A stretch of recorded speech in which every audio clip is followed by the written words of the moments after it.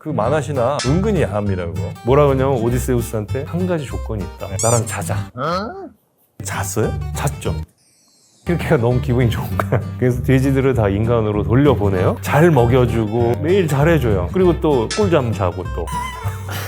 교수님의 영화 감상평 한번 좀 여쭤볼까요? 마치 제가 뭐가 된 것 같았냐면 세이렌의 노래를 듣고 물에 빠져 있는 사람 같은 거예요. 영화 자체가. 한국 분들이 영화 오디세이가 진짜 센세이션을 일으키고 있고 무척 사랑하는 것 같은데 그 스토리 자체가 너무 흥미로워서 그런 거예요? 아니면 그냥 영화를 잘 만들어서 그런 거예요?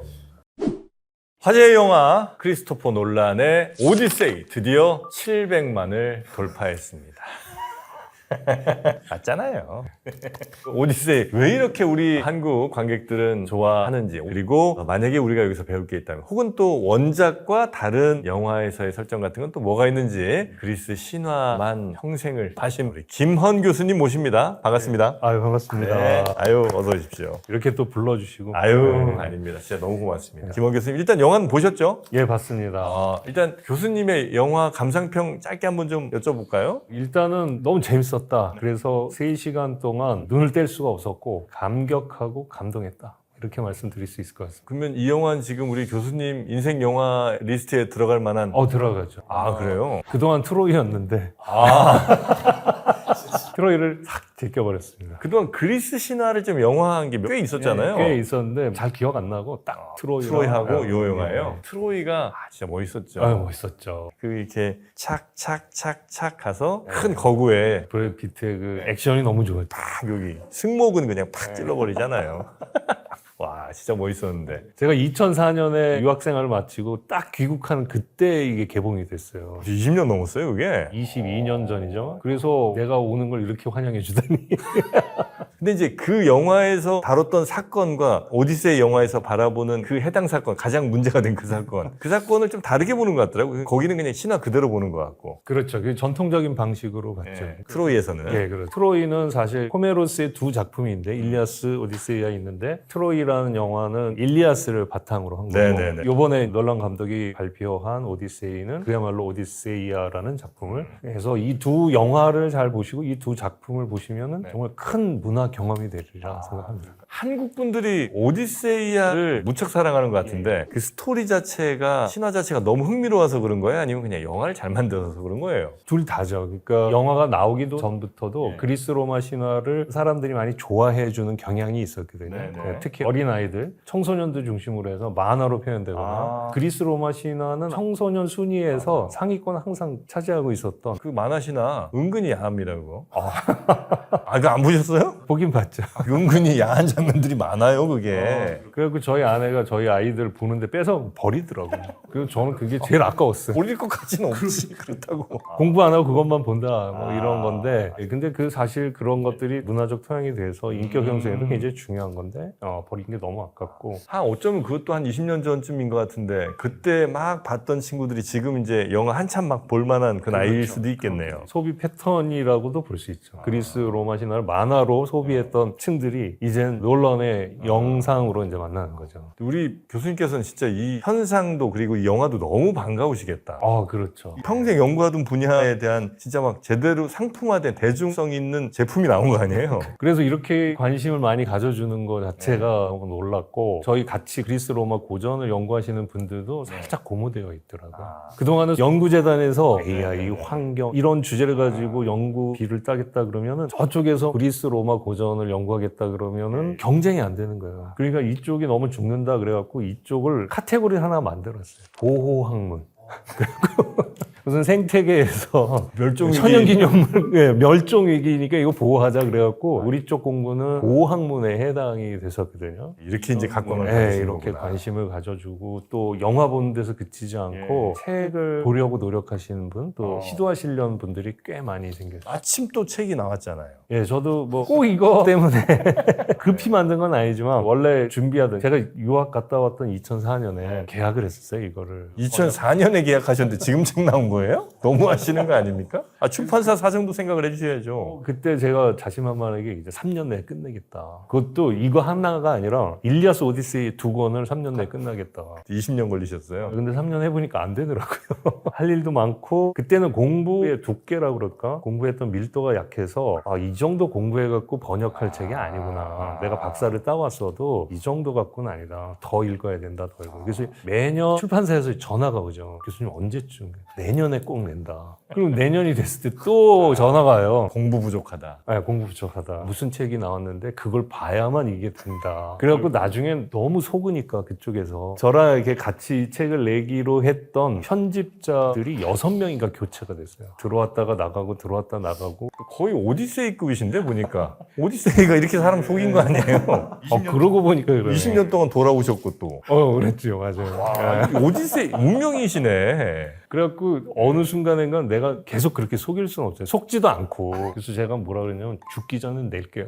그랬었어요. 결국 내셨지. 한 2년 출판사 대표님이 영화를 굉장히 좋아해요. 그래갖고 누가 무슨 영화 만든다라든가 어디서 뭐 빠르셔요. 그러더니 맛있는 음식을 사주시더라고요. 교수님 2년 후에 나옵니다. 그때까지는 좀 끝내주셔야 되는 거 아니에요? 진짜 이번에는 꼭 해주셔야 됩니다. 그때 충격을 받았어요. 놀란 감독은 오펜하이머라는 명작을 내놓고 네네. 3년 만에 영화를 만드는데 내가 이거 붙들고서 지금 20년 동안 끝내지 못하다니 그러면서 자괴감도 들고 아, 그래요. 그래서 놀란 감독이 너무 감사해요. 그분 때문에 내가 죽을 힘을 다해서 동기부여도 되고. 마무리를 지을 수가 있어요. 아유, 진짜 다행입니다. 인간 오디세이. 근데 이게 끝날 뿐만 아니라 그분이 영화를 잘 만들어주신 덕에 영화에 대한 관심이 또 책으로 와서 많은 분들이 또 사랑해 지금 주시더라고요. 저도 뭐 가끔 이렇게 교보 뭐 이렇게 들어가 보면 1등이더라고요. 뭐 1등까지는 아니고. 아니야, 1등이에요.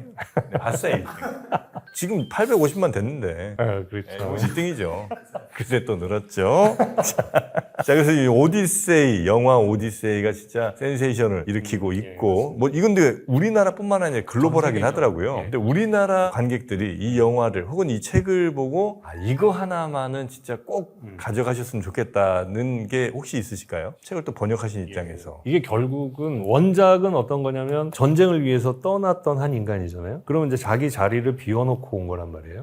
그리고 10년 동안 전쟁을 치렀어요. 전쟁 끝나면 이제 집으로 돌아와야 되는데 자기 자리로 돌아와야 되는데 아직도 못 가고 있는 거예요. 예. 그리고선 10년을 또 헤매는 거예요. 그동안 이 빈자리를 그래도 사람들이 놔둔 거죠. 빈자리 채로 언젠간 돌아오겠지 하다가 17년쯤 되는 해 17년이 됐는데도 안 돌아오니까 빈자리를 노리는 사람들이 꼬이기 시작한 거예요. 예. 그러면서 이걸 차지하려고 하는 욕망들이 드글드글 거리니까 오디세우스가 자기 자리로 돌아가는 일이 만만치 않게 돼버린 거예요. 바깥에서 헤매는 것도 문제가 되지만 자기 집에 들어갔다 해도 그 자리를 찾아갈 수가 없는 거죠. 그러니까 결국은 그 자리를 차지할 수 있느냐 이게 포인트인데 그걸 조금 추상적이고 철학적이고 실존적으로 말하면 내가 내 자리를 찾아가는가 나의 진정 존재 이유와 가치를 찾을 수 있는가 이런 문제로 바꿀 수가 있어요. 저는 여기서 하나 더 들어가고 싶습니다. 내 자리라는 게 있는가? 이 세상에 존재하는 가 그거부터 물어봐야 되는데 그런 물음을 여기서 계속 넣어요. 그러니까 외눈박이 거인 나오잖아요. 네네, 나오죠. 퀴클롭스 나오는데 거길 찾아갔다가 걔가 나를 환대해 주겠지. 나를 잘 맞이해 주겠지. 우리가 손님인데. 그건 제우스의 법이니까. 네, 제우스의 법이니까. 네. 그런데 막 잡아먹는단 말이에요.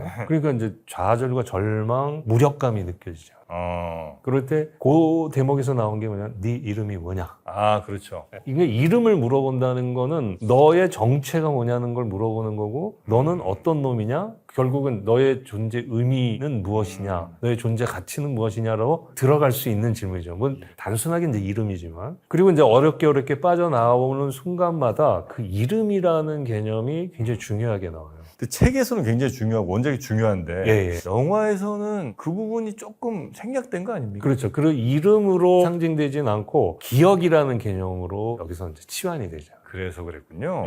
기억을 잃어버린 거예요. 그러니까 이제 나는 누군지 내가 어디로 돌아가야 되는지를 모르는 거죠. 그래서 저는 이제 그 퀴클롭스를 만날 때 사실 그 부분이 굉장히 중요하다고 생각했거든요. 맞아요. 지금은 이제 사실 정영진 이름은 그냥 정영진인가 하지만 옛날에는 성과 이름이 정확히 자기가 어디에서 왔는지 또 누구 집 자식인지 이런 모든 것들을 나타내주는 굉장히 중요한 정보잖아요. 다 들어가 있죠. 특히나 서양은 더 심하고 네. 그래서 이제 이 이름을 물어본다는 게 그 사람의 정체성인데 그래서 그 부분을 빼면 하면 나 이게 안 될 것 같았는데. 그렇죠. 그걸 뺐으니까 이거 좀 실수다, 이건 재미없다 이러는데 논란이 그거를 계산 안 한 게 아닌 거죠. 이름을 찾고 이름을 빼앗기고 이름이 가려지는 것을 어떤 방식으로 표현할까, 그걸 기억과 망각으로 표현한 것 같아요. 약간 논란 때문에 지금 책 잘 팔려서 놀바 되신 거 아닌가 모르겠는데. 지금 논란이 한 거는 다 지금 좋아하시는 것 같은데. 아니 그러니까 저는 각색한 거 보고 와, 이 친구 정말 천재다. 그리고 어떤 생각까지 했냐면 네. 3시간 동안은 지루하지 않게 봤단 말이에요. 그건 맞아요. 마치 제가 뭐가 된 것 같았냐면 세이렌의 노래를 듣고 물에 빠져 있는 사람 같은 거예요. 그래서 그 영화 속에 세이렌이 존재도 없이 희미하게, 그리고 노랫소리도 안 들리잖아요. 그냥 이 자체가 세이렌인 거예요. 영화 자체가. 그 영화를 만든 논란이 이 시대의 세이렌인 거예요. 확실하네. 확실해. 빠져버렸어요. 거기 풍덩 빠져가지고 영화 끝났는데 일어서지가 않는 거예요. 와, 근데 그건 진짜 내가 세이렌에게 유혹당한 사람. 그냥 아무 소리도 안 들려, 나는 지금. 일단 그 영화에만 푹 빠져가지고. 그렇죠. 푹 빠져서 세이렌을 이런 식으로 표현했나? 뭐 그런 생각이 들 정도로. 그래서 와, 이거 세이렌이다라는 생각이 들고, 그런 얘기했어요. 호메로스의 별명이 뭐냐면 세이렌이에요. 왜요? 호메로스의 노래를 듣는 사람은 거기에 쑥 빠져가지고 못 나온다는 거예요. 그러니까 이 놀바처럼 얘기를 하자면 논란은 이 시대의 호메로스고 이 시대의 세이렌이다. 그래서 한번 빠지면 그 사람 영화 계속 보잖아요. 맞습니다. 이해도 못하면서. 저는 아직도 메멘토가 아리까리해요. 몇 번을 봤는데도. 근데 또 보게 되고 또 보게 되고. 이게 복잡하고 재수없어 그러면서 안 볼 수 있잖아요. 이해 안 되면. 이해 안 되는 순간부터 논란 천재다 그런 생각도 했고. 시대의 세이렌이라는 표현은 진짜 너무 좋은 것 같습니다. 특히 인터스텔라도 얼마나 어려워요. 그렇죠. 인셉션 막 이런 것. 모르겠어. 그냥 일단 재밌어. 네. 근데 세이렌을 그 영화에서는 이제 제 생각보다는 굉장히 좀 비중 짧게 지나간 것 같아요. 그렇죠. 세이렌도 사실 굉장히 유명하고 재미있고 또 상징이라면 상징이 굉장히 있는 스토리일 거 아니에요. 근데 그 매력적인 모습, 치명적인 매력이잖아요. 사실 한 번 노래를 듣게 되면 그 영화에서는 정말 뛰어드는 자가 하나 있었잖아요. 스포.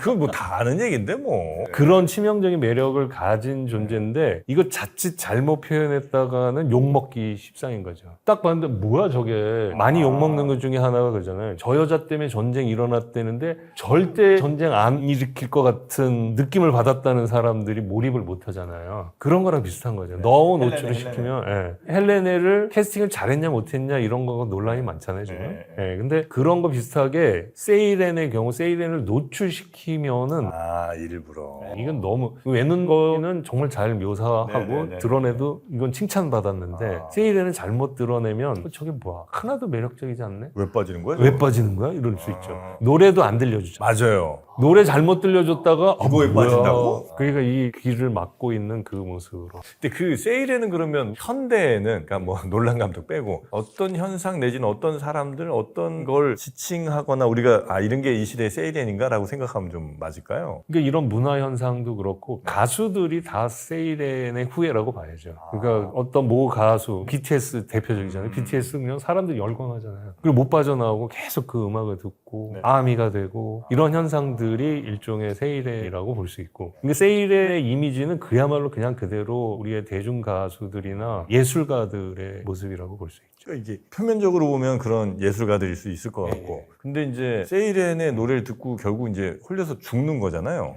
예를 들어 유튜브 쇼츠 같은 거 그런 것도 다 계속 중독되고 내가 이거를 얼마나 봤는지도 이제 잊게 만들잖아요. 나를 잊게 만들고 오로지 그냥 여기에 감각적으로만 빠지는 거니까 이런 것들도 어찌 보면 세이렌처럼 볼 수도 있겠다. 그게 오히려 더 세이렌의 결말과도 잘 맞아서 가수들은 사실 행복한 마음을 주니까 세이렌의 매력만 표현했던 가수들이 맞고 후유증이랄까? 그 결과의 나쁜 점을 생각해보면 쇼츠라든가 도박이라든가 이런 것들도 일종의 세이렌이라고 볼 수 있겠죠. 괴물 내지는 뭐 그런 사람들이 나왔으니까 거기 크게 나온 분들이 이제 외눈박이, 그 다음에 세이렌, 키르키인가요? 마녀? 돼지 만들고. 네, 돼지 만드는. 원래 이 오디세이아에서는 돼지 만드는 그건 어떤 의미로 좀 들어간 거예요? 그것도 정말 놀라웠었어요. 일단 그 기억에 남는 대사 중에 하나가 돼지를 만들어 놨잖아요. 그 영화 속의 오디세우스가 말하죠. 본래 모습으로 돌려달라. 그러니까 키르케가 무슨 말 했는지 기억나세요? 본래 모습이 그거다 뭐 이랬었나? 네. 얘네들이 본래 모습이 원래, 이거야. 그러니까 그래도 돌려달라. 그랬더니 그러면 여기에 인간의 탈을 씌워주마. 그게 원작에서도 그래요? 안 그렇죠. 안 그런데 그거를 그런 식으로 각색해 놓은 것이 너무 멋있는 거예요. 그러니까 인간의 본성을 드러내고 키르케라는 존재를 통해서 놀란 감독이 던지고 싶은 메시지. 우리 인간이 어떤 존재인지, 그리고 전쟁에 참여해서 승리를 일구기 위해 남을 속이고 남을 폭력적으로 짓밟는 행위가 어떤 본성에서 나왔는지 이런 것들을 보여주는 거라고 볼 수 있죠. 그런 점에서 굉장히 놀라웠는데 이 책에서도 그런 식으로 읽어내는 사람은 있어요. 그러니까 돼지로 변하게 만들었다는 거는 나태하고 안일하게 만들어서 자기의 그냥 현실 속에 갇히게 만드는 것. 사실 우리가 오디세우스가 10년 고생했다고 그러잖아요. 네. 근데 그 10년 왜 고생했냐라고 물어보면은 제일 먼저 나오는 답이 오디세우스가 외눈 거신의 눈을 찔러서 눈을 멀게 했는데 알고 보니 걔가 포세이돈 아들. 그 포세이돈 아들이 아버지 제가 내 눈을 찔렀으니 집에 못 돌아가게 해주세요. 그런데 포세이돈이 내 아들이 당했으니 가만히 있을 수 없잖아요. 그러니까 저놈을 집에 못 돌아가게 하고 싶지만 저놈이 가게 될 운명은 내가 바꿀 수 없으니 아주 최대한 오랫동안 고생을 하다가 겨우겨우 모든 것을 다 잃고 자기 동료들이나 배나 다 잃고 그것도 자기 자력이 아니라 누군가의 도움에 의해서 겨우 갈 수 있도록 만들마. 이렇게 말했기 때문에 그 말에 의존하면은 10년간의 고생은 포세이돈 때문이라고 딱 얘기할 수 있는데 디테일에 들어가면 포세이돈이 특별히 신경 써서 한 일이 별로 없어요. 그렇게 되게 하겠다는 의지로 말을 했지만 사실상 포세이돈 한 일이 별로 없다. 실제로 저놈 저기 있네 그래갖고 폭풍을 일으켜서 난파시키고 그래서 이틀 표류하다가 죽을 뻔한 거 그 정도. 그러니까 10년 중에 이틀 괴롭힌 거 있어요. 그럼 예언에 가깝지 이게 의지나 저주는 아니네요. 너는 딱 보니 그럴 놈이야. 이렇게 말한 거나 마찬가지예요. 내가 뭐 신경 안 써도 쟤는 그럴 놈이야. 진짜로 그렇게 해서 들여다봤더니 여기저기 들릴 거 아니에요? 들르면 받아들이는 쪽에서는 두 가지 태도가 나타난단 말이죠. 하나는 우리 동네 손님이네. 그리고 환대해주는 제우스의 법에 잘 맞게 해주는. 또 한쪽은 저놈 어디서 굴러온 놈이야. 우리 거를 해치려고 하는 놈이 아니야? 그럼 적대하면서 싸우는 놈들이 있어요.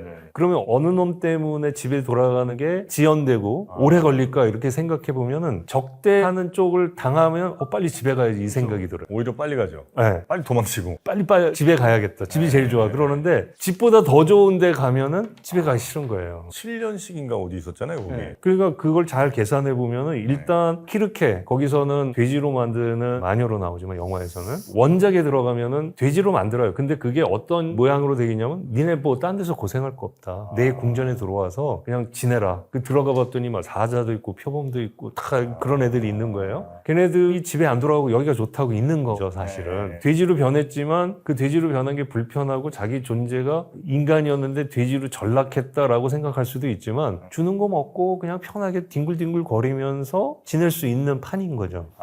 그러니까 어떻게 보면 환대의 좀 부정적인 그림으로 그려지는데 오디세우스가 딱 들어가서 키르케를 제압하고 쟤네들 원래 모습으로 돌려줘. 그랬을 때 키르케가 원작에선 뭐라 그러냐면 그래 내가 돌려줄 텐데 한 가지 조건이 있다. 나랑 자자. 왜? 그 오디세우스가 뭐 있어서? 그러니까 키르케가 딱 보는 순간 오디세우스인데 반한 것 같아요. 나를 이렇게 제압하고 용기 있고 지혜롭고 너무 멋있는 거예요, 남성적으로. 아니면 자고 나면 마음 바뀔 거라 생각한 건 아니고. 그럴 수도 있지만 잡을 이유를 찾아야 될 거 아니에요, 키르케가. 자고 나면 바뀌겠지 하는 것도 잡고 싶어야 그런 거지. 딱 봐서 재수없게 생기면 가 빨리. 딱 보는 순간 이제 마음에 드는 거예요. 잤어요? 잤죠. 그래갖고 들어가서 자. 이렇게 잤어요? 네, 자고 딱 나오니까 키르케가 너무 기분이 좋은 거야. 그래서 돼지들을 다 인간으로 돌려보내요. 그리고선 뭐라 그러냐면 오디세우스한테 야 마음에 드니까 그냥 여기 눌러 앉아. 또 꿀잠 자셨네. 네, 그래서 잘 먹여주고 매일 잘해줘요. 그리고 또 꿀잠 자고 또. 이게 하루만 있다 온 게 아니군요. 1년. 키르케한테? 네, 키르케한테 1년이 있어요. 원작에서는 1년이에요? 그러니까 이거는 포세이돈의 저주인가? 아니면 너무나 고통스러웠던 오디세우스와 그 동료들이 보상받고 싶은 마음, 그리고 집에 가기까지 또 생각해보면 너무 멀고 험한 길, 그리고 집에 가는 것보다 여기 훨씬 좋아요? 그럼 가고 싶지 않은 마음이 있을 수 있는 거잖아요, 인간이. 그러니까 원작에서는 그런 안일함과 안락함에 대한 유혹에 젖어드느냐, 아니야, 그래도 난 가야지, 뛰쳐나오는 모습이냐, 이런 갈등을 잘 보여주는 면이 있어요. 이건 진짜 어쩌보면 내가 원래 처음 생각했던 계획, 꿈 뭐 이런 것들이 이제 있을 때 갈로 가다가 중간에 잠깐 뭐 누가 뭐 좀 해달라고 하는데 그게 또 돈도 어느 정도 되고 뭐 할만하고 하다 보니 그냥 2, 3년 훌쩍 가는 경우 있잖아요. 그렇죠. 그렇게 가서 그 길로 빠질 수도 있지만 맞아요. 그러나 원래 내 이걸 하려면 정말 힘들고 고생하고 막 이런 가혹한 환경들이 오히려 있어줘야 나의 길을 더 잘 갈 수 있다는 뜻이기도 하겠네요. 그렇죠. 어려움이 있을 땐 이겨내고 안락함의 유혹이 있을 때도 이겨내라. 이게 여기에 담겨있는 메시지일 수 있어요. 그리고 어쨌든 그러고선 또 고생하고 거기서 이제 키르케랑 헤어지고 그러고서 1년 지나니까 부하들이 아 이건 아닌데 집에 갈까? 왕 집에 가자 이렇게 얘기를 해요. 그러니까 오디세우스가 맞아 집에 가야지. 그러면서 키르케한테 아 1년 동안 잘 해줬는데 우리 가야 될 것 같아. 그러니까 보내줘요. 그래 가라. 내가 뭐 너는 마음에 들긴 하지만 네가 가야 할 길이 있다면 이제 보내주지. 그리고 이 원전 바깥에 또 다른 이야기 전해져 오는 얘기가 있어요. 아, 외전 같은? 예. 오디세우스가 키르케랑 1년을 지내는 동안 아무 일도 없을 리가 없잖아요. 네. 그래서 떠났는데 알고 보니까 키르케가 애가 생긴 거야. 오 마이. 이 애가 오디세우스랑 나중에 만나요. 오디세우스랑? 아, 찾아와요 아빠를? 아빠를 아빠 찾아 산말리 찾아가가지고 보니까 배고픈 상태로 도착을 했어요. 이타카에 도착했더니 거기 가축 양 치고 뭐 염소 치고 이런 어떤 노인네가 있어. 근데 그거 한 마리를 잡아가지고 지가 먹은 거예요. 그러니까 저기서 있던 그 노인이 야 너 남의 물건을 그렇게 함부로 해? 그러니까 내가 배고파서 그랬어. 그러니까 이놈 정신 못 차리고 막 싸움이 붙은 거야. 근데 이 젊은 놈을 이길 수가 있나? 그래갖고 젊은 놈이 얘를 딱 때려갖고 이제 노인이 죽었어요. 근데 죽어가면서 뭐라 하냐면 야 젊은이 내가 너한테 줬지만 네가 얼마나 대단한 사람을 죽였는지 알고나 있어라. 그러면서 내가 그 유명한 트로이 목마 작전을 수행했던 오디세우스야. 아빠를 죽인 거예요? 네. 그것도 키르케의 아들. 그러니까 거기서 안락한 1년이 이 사람의 종말을 만든 거라고 볼 수 있잖아요. 그런 얘기가 또 전해져요. 아니 근데 그리스 사람들은 왜 이렇게 아빠 죽이는 걸 좋아? 아, 왜냐면 제우스부터 그냥 맨날 아빠 죽이고 오이디푸스도 오이디푸스 대표적이죠. 아빠 죽이고 왜 이렇게 아빠를 아마 우리 애들한테 물어봐도 아빠 죽이고 싶은 마음 한 번이라도 느껴본 사람 그러면 손 드는 사람 많지 않을까요?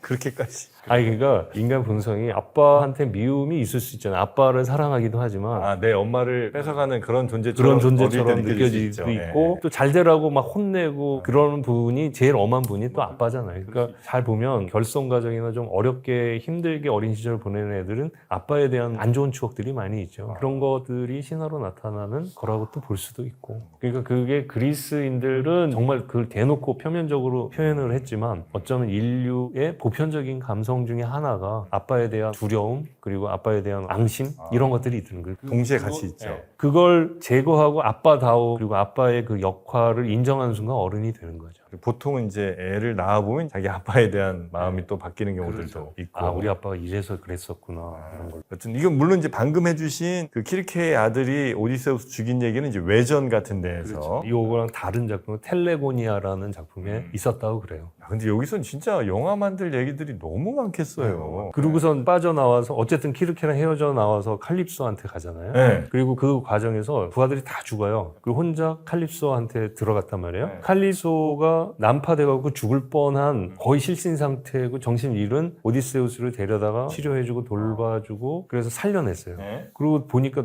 너무 잘생긴 거야. 마음에 들어요. 그래갖고 얘를 잘해주고서 붙잡아 놓은 거예요. 네. 그러면 죄송한데 저 가야 돼요. 저를 좀 갈 수 있도록 도와주세요. 이래야 되잖아요. 네. 근데 이제 아침에 일어나가지고 정신 차려보니까 예쁜 여신이 자기를 돌보고 있어요. 그리고 맨날 맛있는 거 주고 좋은 옷 입혀주고 매일 즐겁게 해주고 꿀잠 재워주고. 밤에 또 꿀잠 자. 네. 그러면 아유 그래 오늘 하루만 이렇게 하자. 아, 그리고 꿀잠까지 딱 자고 나니까 아, 내가 왜 이랬을까 그럴 수 있잖아요. 현타 오죠. 네. 그래갖고 나와 그 동굴에서 나와가지고 멀리 고향을 보면서 내가 내일은 가리라. 내가 간다고 반드시 얘기하리라. 그리고 자고 일어났더니 또 배고파. 그럼 또 배고프면 밥 네, 먹어야 근데 또 밥을 맛있는 걸 해줘. 그리고 좋은 옷 입혀주고 또 재밌게 해주고 또 꿀잠 자.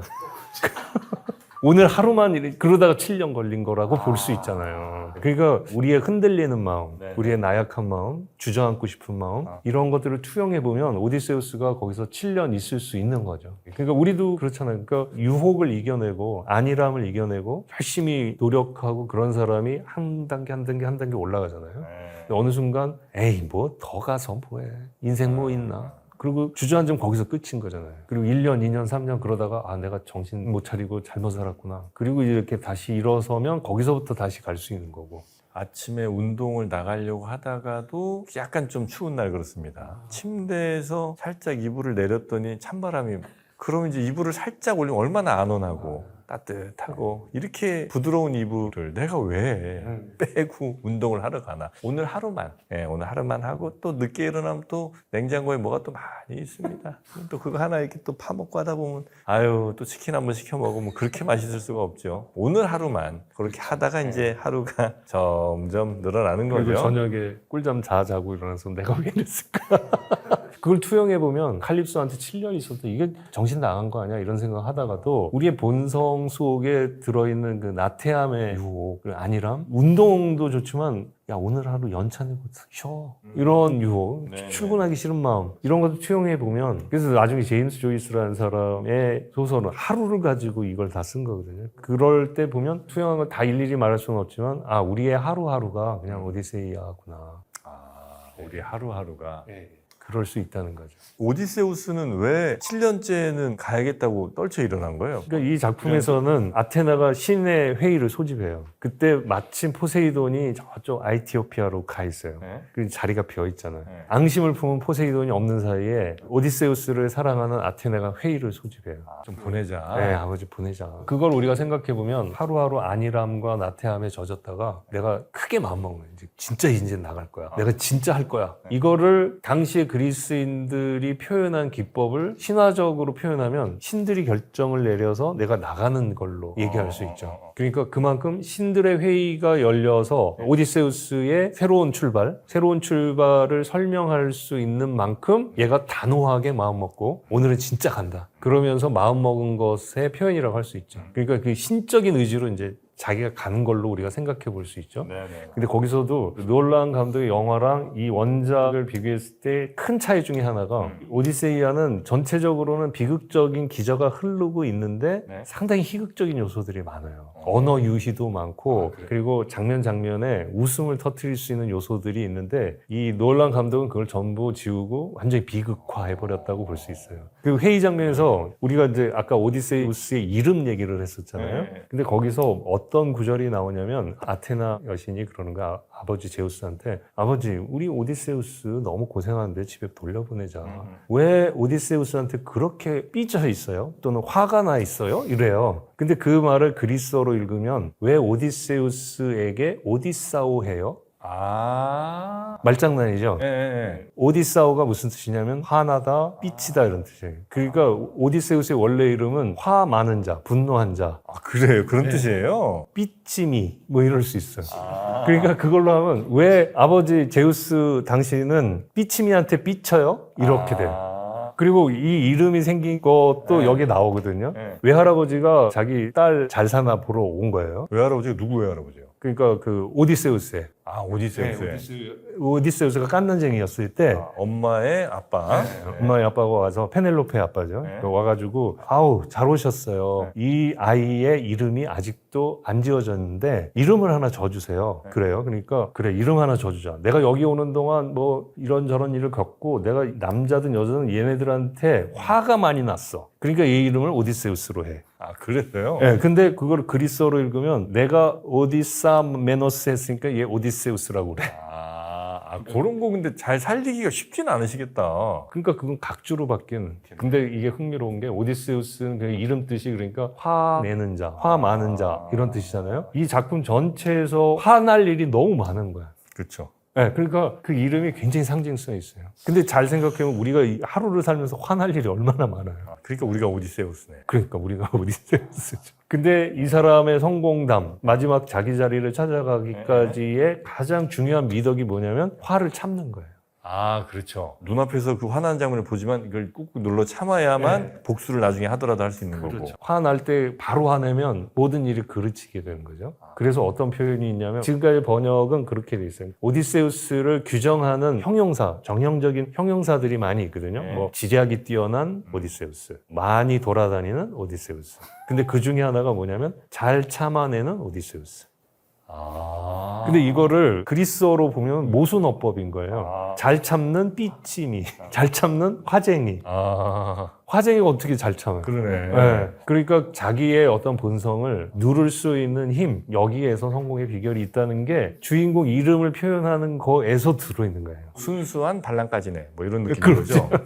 못생긴 미녀, 똑똑한 바보 그런 거죠. 그런 것처럼 오디세우스 이름에도 그런 말장난이 들어있으면서 말장난은 끝나는 게 아니라 이 주제를 전체를 관통하는 네네네. 힘인 거예요. 요거는 어쨌든 서사시니까 사람들한테 이렇게 막 연극 같은 것을 이렇게 막 극장 같은 데서 보여줬을 거 아니에요. 판소리처럼. 그러면 이제 그때 삐지는 걸 잘 참는 삐지미 뭐 이런 거 하면 사람들이 네. 빵빵 터졌겠네. 그렇죠. 빵빵 터지죠. 그러니까 굉장히 비극적인 얘기인데 콧웃음도 나고 그런 것이 중간중간에 들어가 있는 거예요. 중요한 장면에도 갑자기 잘 참는 삐침이, 잘 참는 화쟁이 뭐 이런 게 들어가고 근데 요거를 그럼 그때 서사시 하시던 분들은 뭐 한 번에 다는 못 하셨을 거 아니에요. 그렇죠. 이게 24권으로 돼 있는데 보통 한두 권 정도. 24권 중에 미니 시리즈 같은 거네. 그렇죠. 우리도 그러잖아요. 야, 판소리 들을 때 소리꾼이 딱 왔을 네. 때 그 심청이 바다에 빠지는 장면 한번 해봐. 아, 전체 스토리는 다 아니까. 여기서도 그렇게. 네. 그 보통 이게 퍼포먼스가 이루어진 상황을 재구성한 학자들이 생각하기에 돈 많은 사람들은 노래 있고 났을 때 초대해가지고 자기가 안 들은 부분, 내가 사실은 얻은 부분 들었는데 그 키클럽스 눈 찌르는 장면 못 봤어. 야, 그거 넷플릭스네. 내가 골라보는 거. 그렇죠. 4화만 보면 되니까. 그러면 이제 가수가 또 원본이 있고 원본을 잘 외우고 있지만 그 분위기에 맞춰가지고 약간씩 바꿔요. 주인 나을이 있으면 주인 나을이 이름도 이렇게 살짝 넣기도 하고 예를 들면 네네네. 옛날에 진짜 재밌었겠다. 이거 또 얼마나 재밌게 이렇게 막 몇 번 했으니까 잘할 거 아니에요. 그러니까 오디세우스가 이름을 찾아가는 과정에서도 자기 화쟁이라는 이름 가지고 또 생각해보면 자기 이름을 부정할 때 자기 존재가 또 확립되고 자기 자리를 찾아가게 되는 또 그런 역설 막 이런 것들이 있어요. 근데 그 오디세우스는 영웅처럼 이렇게 돼 있긴 한데 이 양반이 거짓말을 조금 잘하잖아요. 그러니까 거짓말을 그렇게 해서 어쨌든 목적이 수단을 정당화한다는 느낌인 것 같은데 요 시대에는 그게 정의로운 일이라고들 많이 가치를 둔 거예요? 판단한 거예요? 정의로운 일이라기보다는 유능한 일이다 이렇게 얘기할 수 있고 말씀 잘하셨는데 이 오디세이의 원작에서는 정말 거짓말 잘해요. 그 영화보다 훨씬 더? 영화에서는 사실 거짓말하는 장면은 별로 없죠. 그러니까 목마 작전을 한 것이 상대를 속였다는 그거에 대한 자책을 갖고 있는데 이 원작에서는 자기가 어딘가 딱 갔을 때 자기 이름을 밝히고 자기 정체를 밝히면은 곤욕을 치르게 되는 상황이 많이 있었잖아요. 네. 특히 이제 자기 고향으로 돌아갔을 때 자기 집으로 돌아갔는데 자기 자리로 가야 되는데 자기가 자기라는 걸 밝히면 죽을 수도 있는 상황이 쫙 깔려 있는 거예요. 그럼 자기를 감춰야 되잖아요. 자기를 감춘다는 게 이제 변장한다는 것부터가 거짓말인 거죠. 자기의 정체를 가리고 그리고선 그 다음에 당신은 뭐 하는 사람이야 딱 그러면 사실은 제가 크레타에서 뭐 온 사람이고 막 그러면서 술술 나와요? 네, 술술 나오는데 너무 그럴듯하게 얘기를 잘 만들어내는 거예요. 그래요? 그리고 버전이 여러 개 있어요. 이 사람 만나면 이런 거짓말, 저 사람 만나면 저런 거짓말. 그러면서 거짓말로 자기 정체를 계속 숨겨나가면서 나중에 자기의 모습을 진짜 드러내죠. 이 장면에서 제일 의문을 던지는 게 뭐냐면 영화의 상당 부분이 괴물들 나오면서 모험한 부분이잖아요. 네네. 근데 그거는 영화를 본 사람들은 오디세우스가 고통 속에서 기억을 다 잃어버리고 칼립소를 만나서 그 고통스러운 기억을 하나씩 하나씩 끄집어내는 가운데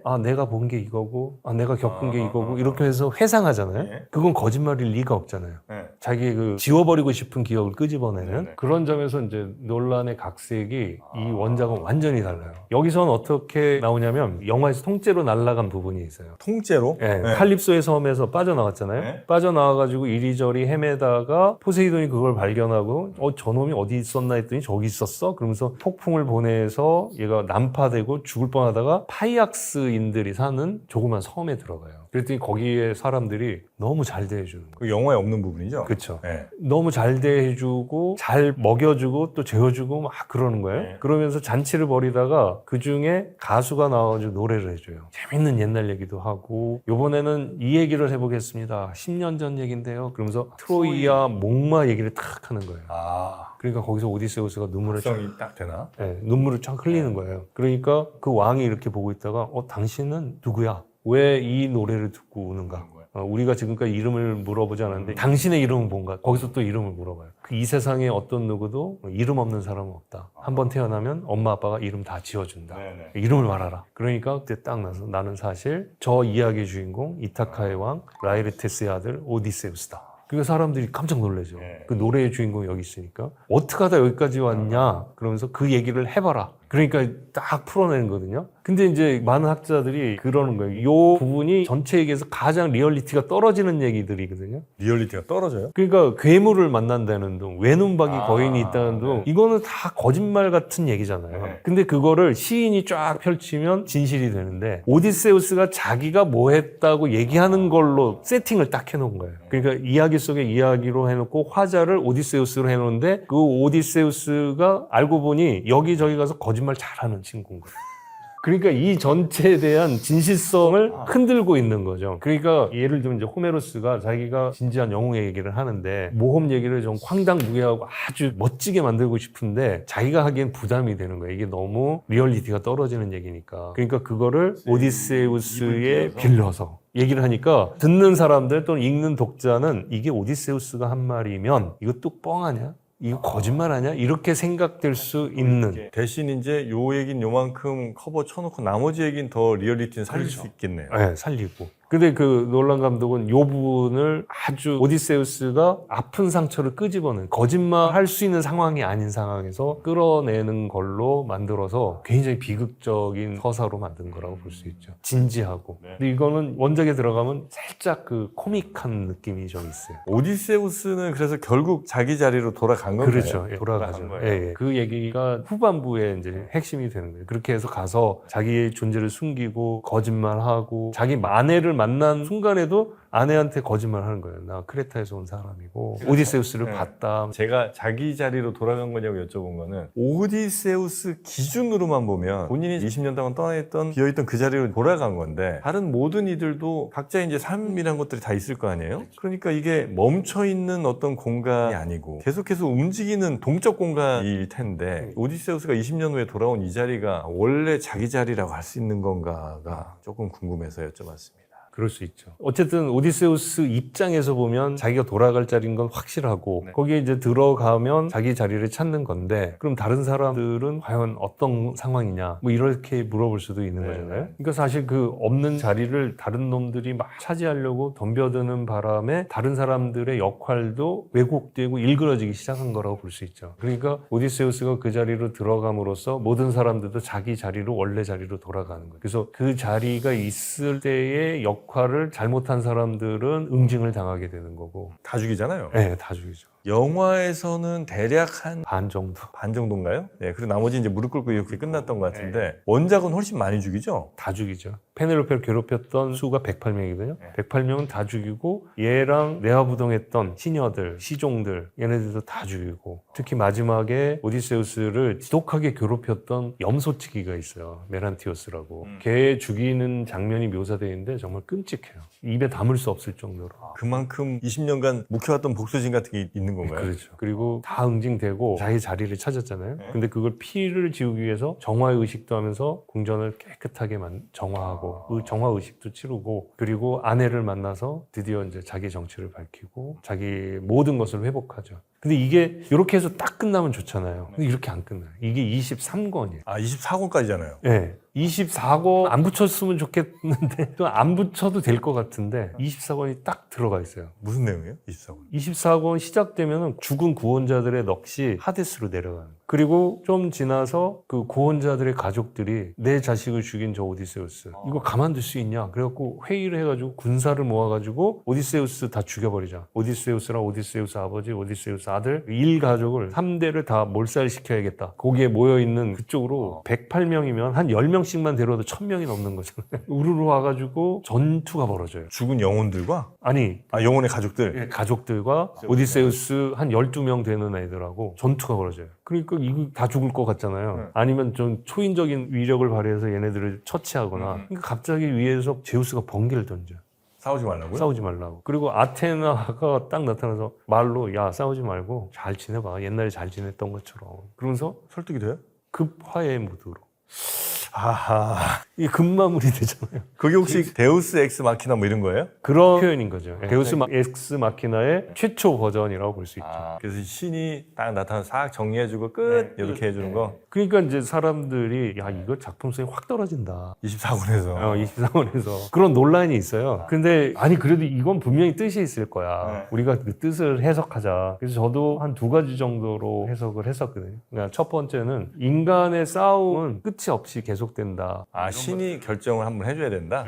그리고 이제 신의 개입이라는 게 사실은 한 인간의 탁월성을 보여주는 신화적 장치라고 할 수 있거든요. 제우스의 번개는 힘을 상징한다면 아테네의 말은 그 말로 설득하는 지혜라고 할 수 있잖아요. 그러니까 오디세우스가 신적인 힘을 발휘해서 그 전투를 멈추게 한 다음에 말로 잘 설득해서 이 사태를 해결하고 넘어갔다. 뭐 이렇게 해석할 수 있지 않겠나가 이제 첫 번째고요. 권력과 설득 혹은 뭐 정치 같은 걸로 잘 넘겼다. 그래서 이제 대화해를 할 수 있는 걸 제우스와 아테나로 표현한 것이다. 이렇게 보고 뭐 신화적으로는 데우스 에스 마키나 이러면 끝나지만 합리적으로 해석하면 그럴 수 있고 또 하나 이제 저는 어떤 점을 생각했냐면 오디세우스가 그렇게 어려운 과정을 뚫고 자기 자리로 갔잖아요. 성공했죠. 그리고 다른 모든 사람들을 처단함으로써 자기의 자리가 확고해지고 영광처럼 이렇게 찬란한 빛을 내는데 그 빛에는 그늘이 있기 마련이 아니겠느냐. 그러니까 호메로스의 문제적인 그런 거라고 볼 수 있죠. 그 어두침침한 하데스로 내려가는 혼백들의 모습을 비춰주는 건 그 시각적으로도 찬란한 오디세우스의 모습과 그늘이 딱 보이는 거죠. 그러니까 오디세우스의 영광을 우리가 영광으로만 바라보지 말고 그 그늘이 무엇이 있는지 그리고 그들의 죽음이 그들이 아무리 잘못했고 응징당해야 될 대상이라 하더라도 그들을 대상으로 피눈물을 흘리고 있는 다른 사람들이 있다는 것 그런 것까지 보여준 게 원작인 게 아닌가 이렇게 생각이 되고 놀란 감독도 그늘진 것을 잔뜩 끌어다가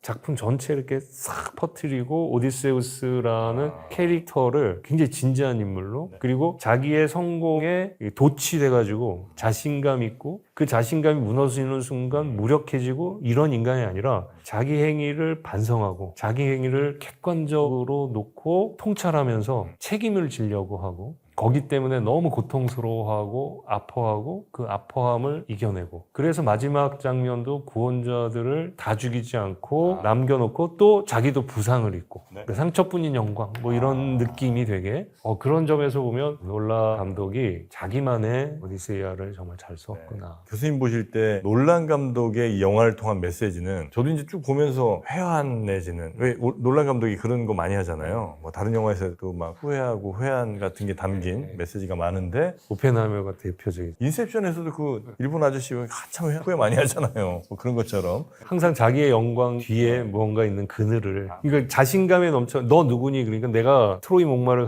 저 이야기의 주인공이야. 내가 어떻게 여기 왔는지 얘기하는 과정은 자신만만한 자기의 과시담이거든요. 근데 이 영화에서는 그걸 아픔으로 가지고 가서 그것 때문에 자기가 완전히 파편화되어 있는 상태에서 파편화된 자기를 모으는 과정이 아픈 기억을 끌어내면서 자기의 모습을 찾아가는 거잖아요. 그러니까 아픈 기억 그리고 그것에 대한 깊은 반성 이런 것들이 기억을 찾아가면서 파편화된 자신을 하나의 완전체로 만드는 순간 거기를 이제 나가게 되는 거죠. 그러니까 어떤 맥락에서 그 모험 이야기를 하게 만들었나 하면은 원작에서는 자신감 넘치게 자기 얘기를 하는 그래서 자신감의 회복의 계기로 그래서 집에 돌아가서 이제 다 처치할 수 있는 그런 어떤 전조로 이렇게 작용을 한다면 영화에서는 깊은 통찰의 맥락 속에서 칼립소가 너는 누구니? 생각나는 거 있으면 얘기해봐. 그래서 하나씩 하나씩 끌어내면서 쪼각나버린 완전히 그냥 박살이 난 자기 자신을 하나씩 하나씩 껴맞춰가면서 마지막 퍼즐이 딱 껴맞춰졌을 때 고통과 회한과 반성 우리가 어떻게 살아야 되는가 만약 이걸 놓치면 어떤 일이 일어나는가 그러면서 이제 자기 고향으로 가는 장면으로 가는 거죠. 그리고 시대에 대한 얘기도 좀 많이 하는 것 같아요. 홍동기 시대가 이제 우리 손에 의해서 무너졌다 뭐 이런 얘기 하잖아요. 그래서 이게 당연히 원작에는 그런 얘기 없을 거고. 그래서 감독이 혹시 지금 뭐 AI나 디지털 이런 걸로 인해서 감독은 반드시 꼭 아날로그로 찍는다면서요. 그런 CG 같은 거 최대한 안 찍고. 그러니까 그런 게 혹시 이런 디지털이나 AI 이런 거에 의해서 이제 우리가 만들었던 아름다운 시절은 이제 끝났다. 기계 문명의 시대가 본격화되는 것 같다. 이런 걸 혹시 좀 보여주는 메시지인가? 생각도 좀 들더라고요. 그렇게 생각해 볼 수 있겠네요. 근데 이렇게 보면 노골적으로 지금 미국 자체의 현실을 비판하고 있는 거 아닌가. 트럼프 시대. 예, 트럼프 시대에 대한 비판처럼 것처럼 보이는 게 많아요. 그리고 이제 거기서 작품 전체를 논란의 영화의 전체를 끌고 가는 윤리적 바탕은 환대의 윤리라는 거거든요. 누군가 나를 찾아오면 그에게 내가 그렇게 된 것처럼 생각하면서 잘 대해줘라. 근데 만약 그 환대의 윤리가 깨지면 우리는 짐승처럼 살게 되고 문명은 깨지게 된다. 그러니까 인간 대 인간이 어떤 관계로 맺어져야 되는지 적이어서 싸우더라도 정정당당하게 해야지 그 신의 재물이라는 속임수를 써서 상대를 방심하게 만들고 그러고서 학살을 하는 건 이건 전쟁이 아니라 학살이다. 그리고 또 전쟁도 사실 시작하게 된 게 트로이에서는 정말 아름다운 여인을 이렇게 뺏어간 거에 대해서 분노한 거지만 이 영화에서는 그 여인은 사실 수단 혹은 뭐 명분에 불과했고 핑계에 불과했고, 핑계였고 진짜는 이제 자국의 이익을 위해서 무역 항 같은 걸 이제 다 뺏어오기 위해서 그랬다는 걸 정확하게 들었는데 해협이라는 표현을 쓴 것 같아요. 네. 무역의 해협을. 그렇죠. 네. 이게 누가 들어도 너무 노골적으로 얘기하는 것 같아요. 이 트럼프가 지금 이란이며 이런 데서 막 하는 게 여기가 호르무즈였나 혹시? 호르무즈는 아니었죠? 네. 에게해였죠? 네. 알겠습니다. 이게 이제 미국의 현재 상황을 조금 더 비유한 것 같다고 만약 하신다면 어떤 점들을 보셔서 이거는 좀 지금 트럼프 시대를 얘기하는 것 같다라고 조금 더 느끼세요? 앞에까지는 사실 잘 봤어요. 근데 마지막 부분에 사실 이 작품 놀바였지만 제가 확 깼던 부분이 마지막 부분이거든요. 그러니까 자기가 이 이야기 전개를 쭉 하면서 캐릭터와 플롯을 중심으로 해서 자기가 하고 싶은 메시지를 최대한 영상으로 보여줘야 되는데 마지막에 그 주인공 오디세우스가 너무 말이 많아지는 거예요. 그러면서 이 환대의 윤리가 무너지고 사람에 대한 신의가 무너지면서 청동기의 시대가 가고 있다. 문명은 무너지고 있다. 네. 이러면서 감독이 아마 생각하고 있는 메시지를 거기서 급하게 막 쏟아낸 것 같다는 느낌? 그러면서 그 표현이나 워딩 하나하나가 보면 너무 노골적으로 현세에 비판하는 것 같다는 생각이 들었고요. 그리고 이제 그게 너무 깨는 거예요. 청동기의 시대가 가고 있다. 청동기 시대 사람은 자기 시대를 청동기로 규정할 수 있는지는 잘 모르겠어요.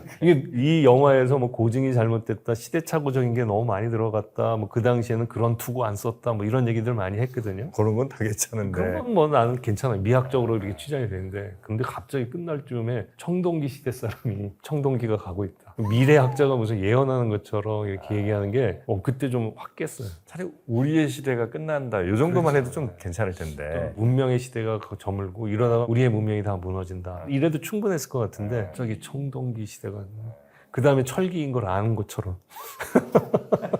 근데 그게 아마도 지금 현재 미국을 비판하고 싶은 마음이 조금 더 좀 그런 게 들어가 있는 것 넘치셔서 그랬던 건 아닌가 하는 생각이 좀 들긴 하시고. 그리고 이제 굳이 뭐 찝으라고 하면 만약에 미국의 현실이라고 한다면 뭐 여러 방향에서 할 수 있을 테니까 그 마약에 이제 많이 쪄든 거 그 연잎 계속 먹잖아요. 이렇게 헬렐레 하잖아요. 그런 것도 그렇다면 할 수 있지. 또 혹은 외눈박이 괴물 같은 경우도 이 세상을 이게 입체적으로 아니면 뭐 양면을 같이 보지 않고 오로지 하나만 보는 그런 이제 괴물을 아마 상정했을 수도 있겠고. 그리고 아마 저 뉴욕의 뭐 맨하튼 이런 데에서 끊임없이 탐욕적으로 계속해서 돈이 엄청나게 많이 있음에도 불구하고 또 2억 달러, 5억 달러, 10억 달러 더 벌기 위해서 막 누군가의 가난조차도 다 훔쳐가려는 사람들이 또 있으니까 그런 거에 대한 비판이 아마 그런 돼지 뭐 이런 걸로 아마 또 했을 수도 있겠죠.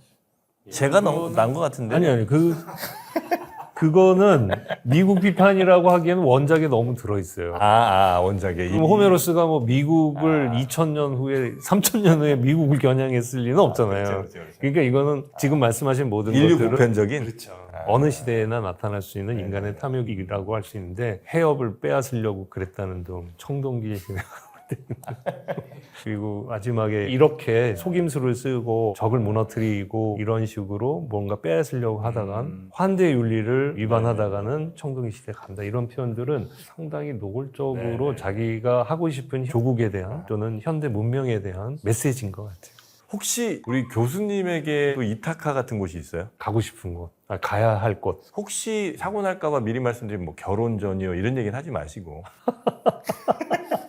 그때로 또 가지고 싶다고 큰일 납니다. 그런 거 있어요. 그러니까 그런 거는 또 제가 생각을 안 해봤는데 나의 이타카는 뭘까? 내가 돌아가야 할 나의 존재를 찾을 수 있는 그곳. 아니 뭐 현재가 이미 이타카실 수도 있죠. 왜냐면 어려서 공부하시고 방황하다가 진짜 지금 이제 정착한 곳이 이타카일 수는 있으니까. 근데 지금 제 모습 상상해보면 제가 어렸을 때 꿈꾸던 그것이었던 거. 야, 진짜 멋있다. 네, 근데 여기까지 오기까지 저도 방황이 많았거든요. 그러시. 방황도 많고 실패도 많고 고통스러울 때도 있고 포기하고 싶었던 때도 있고. 그러면 우리 교수님의 이타카는 바로 이 책이라고 하시면 딱 좋을 것 같은데 마무리가 딱 와기가 딱딱 맞는 것 같은데 20년 동안 못 쓰셨잖아요. 네, 그쵸. 이 책을 위해서 제가 교수님의 이게 나의 이타카. 바로 이 책이었습니다. 와, 깜짝 놀랐습니다. 제가 진짜 그랬어요. 제가 어떤 얘기를 여기다 썼냐면 마지막에 성서에 나오는 그 모든 일이 합력해서 선을 이룬다.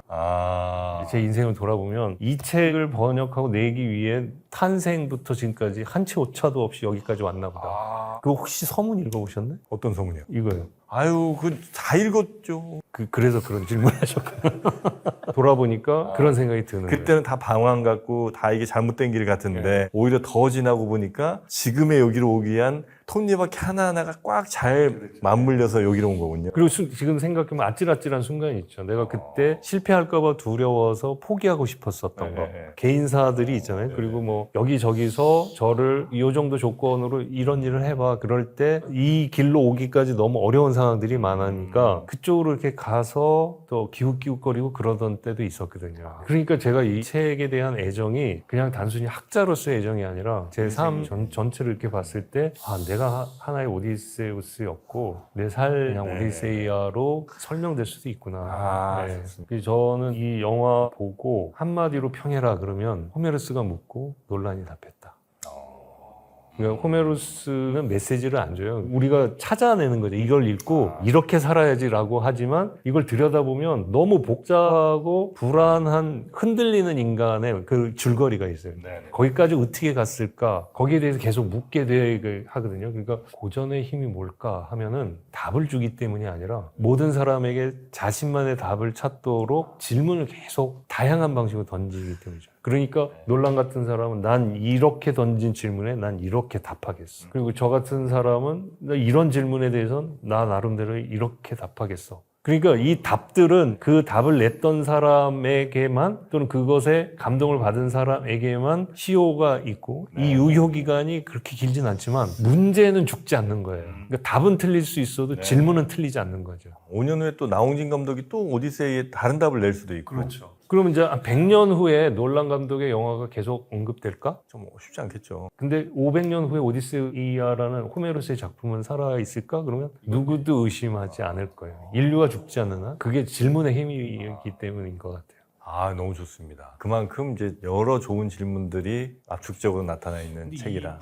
우리 교수님과 함께 오디세이 이야기를 쭉 했는데 저는 뭐 항상 너무 재밌고요. 보시는 분도 좀 재밌으셨으면 좋겠는데 아마 영화 보시면서 혹은 영화 보셨으면 더 아마 오늘 컨텐츠가 재밌으셨지 않을까 기대를 좀 해보게 됩니다. 자, 그리고 오늘 오신 김에 그리스 신화 참 재밌는 게 많잖아요. 뭐 워낙 방대하긴 하지만 그래서 그 이야기도 한번 2부 시간에 여쭤보면 어떨까 싶습니다.